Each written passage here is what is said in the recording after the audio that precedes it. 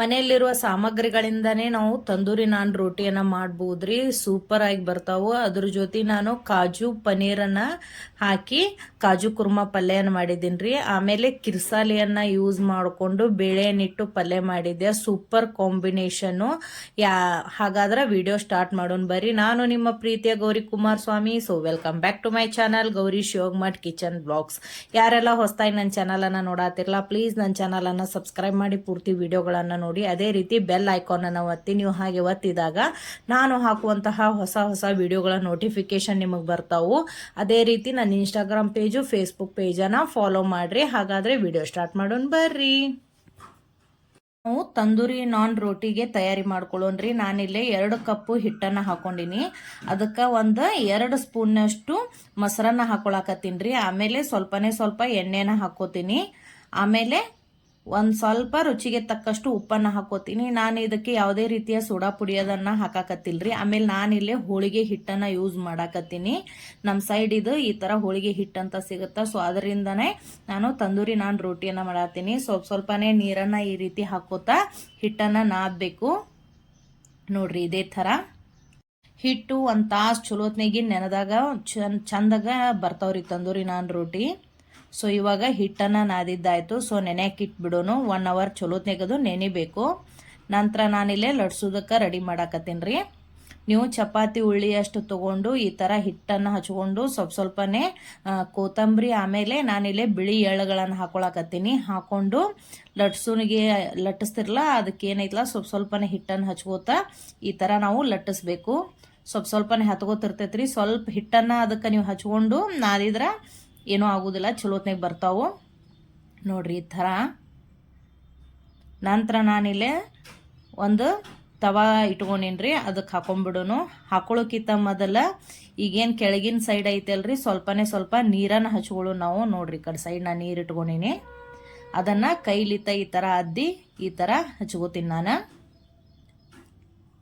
ಹಚ್ಕೊಂಡು ಹಂಚ ಮೇಲೆ ಹಾಕೊಂಡ್ಬಿಡೋನು. ಸೊ ನಾನಿಲ್ಲೇ ಹಂಚ ಮೇಲೆ ಹಾಕೊಂಡಿದ್ದೀನಿ ರೀ. ಸಣ್ಣ ಉರಿ, ಅದು ಚಲೋತ್ನೇ ಹಂಚ್ ಕಾದಿರಬೇಕು. ಸೊ ತಳಗಡೆ ಪೂರ್ತಿ ಅದು ಬೇಯ್ದ ಮೇಲೆ ಈ ಥರ ಹಂಚನ್ನು ತಗೊಂಡು ಉಲ್ಟಾ ಮಾಡಿ ಅದನ್ನು ಬೇಯಿಸ್ಬೇಕು ನಾವೀಗ. ನೋಡ್ರಿ ಇದೇ ರೀತಿ. ನೀವು ಹಂಚನ್ನು ಯೂಸ್ ಮಾಡಬೇಕಾದ್ರೆ ಎಣ್ಣೆ ಹಚ್ಚಲಾರ್ದ ಹಂಚನ್ನು ಯೂಸ್ ಮಾಡ್ರಿ. ಅಂದಾಗ ಮಾತ್ರ ತಂದೂರಿ ನಾನ್ ರೋಟಿ ಚಲೋತ್ನಾಗ ಬರ್ತಾವು. ನೋಡ್ರಿ ಈ ಥರ ಮಾಡಿದಾಗ ಅವು ಚಲೋತ್ನಾಗಿ ಈ ಕಡೆ ಸೈಡ್ನು ಬೇಯ್ತಾವು. ಸ್ವಲ್ಪ ಉರಿಯನ್ನು ಜೋರು ಮಾಡಿ ಈ ಥರ ಮಾಡ್ರಿ. ಅಂದಾಗ ಸರಿಯಾಗಿ ಬೇಯ್ತಾವು. ಸಮೀಪ ಒಯ್ದಾಗ ಸ್ವಲ್ಪ ಉರಿ ಸಣ್ಣದು ಮಾಡಿಬಿಡೋನು. ನೋಡ್ರಿ ಈಗ ತಂದೂರಿ ನಾನ್ ರೋಟಿ ರೆಡಿ. ಇದಕ್ಕೆ ಮೇಲೆ ನಾವು ಬೆಣ್ಣೆ ಇದ್ರೆ ಬೆಣ್ಣೆನ ಹಚ್ಬೋದು. ನಾನು ಸ್ವಲ್ಪ ತುಪ್ಪನ ಹಚ್ಚಾಕತ್ತೀನಿ ರೀ. ನೋಡ್ರಿ ಈ ಥರ ಮೇಲೆ ಸ್ವಲ್ಪ ತುಪ್ಪನ ಹಚ್ಚಿ ನಾನು ತೆಗೆದ್ಬಿಡ್ತೀನಿ ಈಗ. ಸೊ ಮಾಡೋದು ಭಾಳ ಸರಳ ರೀ. ಇದು ಹೋಟೆಲ್ ಥರನೇ ಬರ್ತೈತಿ. ಸೊ ನೀವು ಒಂದ್ಸಲ ಟ್ರೈ ಮಾಡಿ ನೋಡ್ರಿ. ಮನೆಯಲ್ಲೇ ನಾವು ಸಿಂಪಲ್ಲಾಗಿ ಈ ಥರ ತಂದೂರಿ ನಾನ್ ರೋಟಿ ಮಾಡ್ಬೋದು ಬಿಸಿ ಬಿಸಿಯಾಗಿ. ಸೊ ನೋಡ್ರಿ 2 ಕಡೆ ಸರಿಯಾಗಿ ಬೇಯ್ದೈತದು. ಇದನ್ನು ಈ ಸದ್ದ ನಾವು ತೆಗೆದ್ಬಿಡೋಣಂತ. ಇದೇ ಥರ ನೀವು ಉಳ್ಕಿದ್ದೆಲ್ಲ ತಂದೂರಿ ನಾನ್ ರೋಟಿಯನ್ನು ಮಾಡ್ಕೋಬೋದು. ನೋಡ್ರಿ ಎಷ್ಟು ಸರಿಯಾಗಿ ಬೇಯ್ದೈತೆ. ನೋಡ್ರಿ ಎಷ್ಟು ಚಂದ ಕಾಣಕತ್ತಾವ. ಎಳ್ಳು ಕೊತ್ತಂಬರಿ ಹಚ್ಚಿದಂತಹ ತಂದೂರಿ ನಾನ್ ರೋಟಿ ರೆಡಿ. ಸೊ ನಂತರ ನಾವೀಗ ಪನ್ನೀರ್ ಪಲ್ಯನ ಮಾಡೋಣ್ರಿ. ಮೊದಲ ನಾನಿಲ್ಲೇ ಪನ್ನೀರನ್ನು ಸಣ್ಣದಾಗಿ ಕಟ್ ಮಾಡ್ತೀನಿ.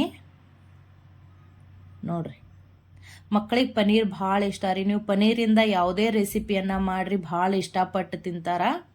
ಸೊ ನೀವು ಸಹ, ನಿಮಗೂ ಸಹ ಪನ್ನೀರ್ ಇಷ್ಟ ಅಂದ್ರೆ ನನಗೆ ಕಮೆಂಟ್ ಮೂಲಕ ತಿಳಿಸಿ ಹೇಳ್ರಿ ನೀವು ಯಾವ್ಯಾವ ರೀತಿ ರೆಸಿಪಿಗಳನ್ನು ಮಾಡ್ತೀರಿ ಅಂತ. ಅದೇ ರೀತಿ ನನ್ನ ಎಲ್ಲ ವಿಡಿಯೋಗಳನ್ನು ಲೈಕ್ ಮಾಡಿ, ಶೇರ್ ಮಾಡಿರಿ ಹಾಗೂ ಕಮೆಂಟ್ ಮಾಡಿರಿ. ಸೊ ನಾ ಸ್ವಲ್ಪ ಎಣ್ಣೆಯನ್ನು ಕಾಯಕ್ಕೆ ಇಟ್ಟಿನ್ರಿ.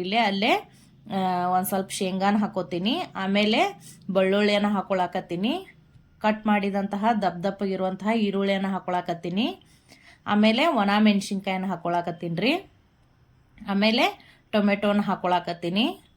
ಹಾಕೊಂಡು ಅವನು ಸಹ ಎಣ್ಣೆಯೊಳಗೆ ಚಲೋತ್ನೇ ಫ್ರೈ ಮಾಡಬೇಕು. ನಂತರ ನಾನಿಲ್ಲಿ ಇನ್ನೊಂದು ಸೈಡ ಪನ್ನೀರು ಆಮೇಲೆ ಗೋಡಂಬಿಯನ್ನು ಹುರಿದು ಇಟ್ಕೊಂಡೀನಿ ರೀ. ನಂತರ ಅದನ್ನು ಒಗ್ಗರಣೆಯನ್ನು ಹಾಕೊಳ್ಳೋನು. ಸೊ ನಾನಿಲ್ಲೇ ಸ್ವಲ್ಪ ಬೆಣ್ಣೆ ಆಮೇಲೆ ಎಣ್ಣೆನ ಹಾಕೊಳಕತ್ತೀನಿ ರೀ. ನಂತರ ಸ್ವಲ್ಪನೇ ಒಣ ಖಾರ ಪುಡಿ, ಆಮೇಲೆ ನಾವು ಉಳ್ಳಾಗಡ್ಡಿ ಮೆಣಸಿನ್ಕಾಯಿ ಅವನ್ನೆಲ್ಲ ಏನು ಹುರ್ಕೊಂಡ್ವಲ್ರಿ ಅದನ್ನು ಪೇಸ್ಟ್ ಮಾಡಿ ಇಟ್ಕೊಂಡಿದ್ದೆ, ಅದನ್ನು ಸಹ ನಾ ಇಲ್ಲೇ ಎಣ್ಣೆಯೊಳಗೆ ಹಾಕೊಳಕತ್ತೀನಿ. ಗ್ರೇವಿ ಇದು. ಸೊ ಎಣ್ಣೆಯೊಳಗೆ ಈ ಥರ ನೀವು ಅದನ್ನು ಹುರ್ಕೋಬೇಕು. ಸ್ವಲ್ಪ ಅದು ಎಣ್ಣೆ ಬಿಡು ಮಟನು ಈ ಥರ ಕೈಯಾಡಿಸ್ತಿರ್ಬೇಕ್ರಿ. ನಂತರ ಅದೇ ಜಾರ್ನೊಳಗೆ ಇನ್ನೊಂದು ಸ್ವಲ್ಪ ನೀರನ್ನು ಹಾಕಿ ಇದನ್ನು ಈ ಥರ ಮಿಕ್ಸ್ ಮಾಡ್ಕೋಬೇಕು. ನಾನು ಇಲ್ಲೇ ಗೋಡಂಬಿ ಬದಲಿ ಶೇಂಗಾ ಹಾಕೊಳಕತ್ತೀನಿ ರೀ. ಒಂದು ವೇಳೆ ನಿಮ್ಮ ಕಡೆ ಗೋಡಂಬಿ ಕಡಿಮೆ ಇದ್ರೆ ನೀವು ಶೇಂಗಾ ಹಾಕೋಬಹುದು. ಅವಾಗ ನಿಮಗೆ ಗ್ರೇವಿ ಸ್ವಲ್ಪ ಗಟ್ಟಿಯಾಗಿ ಬರ್ತದಲ್ರಿ, ಭಾಳ ಟೇಸ್ಟ್ ಆಗಿರ್ತೈತಿ. ನಾನು ರುಚಿಗೆ ತಕ್ಕಷ್ಟು ಉಪ್ಪನ್ನು ಹಾಕೊಳಕತ್ತೀನಿ. ಆಮೇಲೆ 1 ಸ್ಪೂನು ಗರಂ ಮಸಾಲಾನ ಹಾಕೋತೀನಿ ರೀ. ಹಾಕೊಂಡು ಇನ್ನೊಂದ್ಸಲ ಮಿಕ್ಸ್ ಮಾಡಿಬಿಡೋಣ. ಸ್ವಲ್ಪ ಸಣ್ಣ ಉರಿ ಒಳಗನ ಕುದಿಯಕ್ಕೆ ಅದನ್ನು. ಆಮೇಲೆ ನೀವೇನು ಪನೀರು ಆಮೇಲೆ ಗೋಡಂಬಿಯನ್ನು ತುಪ್ಪದಾಗ ಹುರ್ಕೊಂಡಿರ್ತಿರಲ್ಲ ಅದನ್ನು ಹಾಕೊಂಡ್ಬಿಡ್ರಿ. ಮನೆಯಲ್ಲಿರುವಂತಹ ಸಾಮಗ್ರಿಗಳಿಂದಾನೇ ನಾವು ಪನೀರ್ ಕಾಜು ಪಲ್ಯನ ಮಾಡ್ಬೋದು. ಭಾರಿ ಟೇಸ್ಟ್ ಆಗಿರ್ತೈತ್ರಿ, ಮಕ್ಕಳಿಗೆ ಭಾಳ ಇಷ್ಟ ಆಗ್ತದೆ. ನೀವು ಒಂದ್ಸಲ ಟ್ರೈ ಮಾಡಿ ನೋಡ್ರಿ ಇದನ್ನ. ನಂತರ ನಾವು ಇದನ್ನ ಗ್ರೇವಿ ಒಳಗೆ ಈ ಥರ ಮಿಕ್ಸ್ ಮಾಡ್ಕೊಂಡ್ಬಿಡೋಣ. ನೋಡ್ರಿ ಈಗ ಚಲೋ ಹೊತ್ನಾಗ ಅದನ್ನು ಕುದಿಯಕ್ಕೆ ಬಿಟ್ಬಿಡ್ಬೇಕು. ಲಾಸ್ಟಿಗೆ ನಾನಿಲ್ಲೇ ಒಂದು ಸ್ವಲ್ಪ ಕಸೂರಿ ಮೆಂತ್ಯನ ಹಾಕೊಂಡ್ಬಿಡ್ತೀನಿ ರೀ. ನೋಡ್ರಿ ಮನೆಯಲ್ಲಿರುವಂತಹ ಸಿಂಪಲ್ ಸಾಮಾನುಗಳಿಂದನೇ ನಾವು ಪನ್ನೀರ್ ಪಲ್ಯನ ಮಾಡಿದ್ವಿ. ನಂತರ ನಾನು ಕ್ರೀಮ್ ಬದಲಿ ಏನೈತಲ್ರಿ ಹಾಲಿನ ಕೆನೆಯನ್ನು ಹಾಕೋತೀನಿ. ನಿಮ್ಮ ಕಡೆ ಹಾಲಿಂದು ಗಟ್ಟೆ ಕೆನೆ ಕುಂತಿರ್ತದಲ್ರಿ ಅದನ್ನು ತೆಗೆದಿಟ್ಟು ನೀವು ಹಾಕ್ಬೋದು, ಭಾರಿ ರುಚಿಯಾಗಿರ್ತೈತ್ರಿ. ನೋಡ್ರಿ ಈ ಥರ ಕೆನೆಯನ್ನು ಹಾಕಿ ಒಂದ್ಸಲ ಮಿಕ್ಸ್ ಮಾಡಿಬಿಟ್ರೆ ಸಾಕು. ಒಂದು 5 ನಿಮಿಷ ಕುದಿಸಿದ್ರೆ ಈ ಪಲ್ಯ ರೆಡಿ ಆಗಿಬಿಡ್ತೈತಿ ನೋಡ್ರಿ.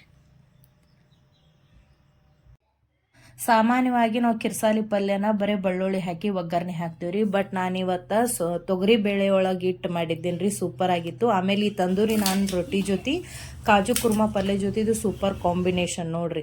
ಒಂದ್ಸಲ ನೀವು ಸಹ ಈ ಥರ ಟ್ರೈ ಮಾಡಿ ನೋಡ್ರಿ. 2 ಸ್ಪೂನ್ ಎಣ್ಣೆ ಹಾಕೋರಿ, 1 ಸ್ಪೂನ್ ಜೀರಿಗೆ, ಸಾಸಿವೆ, ಆಮೇಲೆ ಒಣ ಮೆಣಸಿನ್ಕಾಯಿ, ಆಮೇಲೆ ಸಣ್ಣಗೆ ಹರಿಚಿಟ್ಟಂತಹ ಈರುಳ್ಳಿಯನ್ನು ಹಾಕೊಂಡು ಎಣ್ಣೆ ಒಳಗೆ ಚಲೋತ್ನಾಗಿ ಫ್ರೈ ಮಾಡಿರಿ.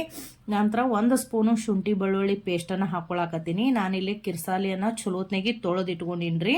ಅದನ್ನು ಸಹ ಹಾಕ್ಕೊಂಡು ಅದನ್ನು ಸಣ್ಣ ಉರಿ ಒಳಗೆ ಎಣ್ಣೆಯಾಗ ಮಿಕ್ಸ್ ಮಾಡೋಣ. ಅದನ್ನು ನೋಡ್ರಿ ಈ ಥರ ಅದು ಒಂದು 5 ನಿಮಿಷನ್ಯಾಗ ಕರಿಗಿ ಬಿಡ್ತೈತಿ ಕಿರ್ಸಾಲಿ ಪಲ್ಯ.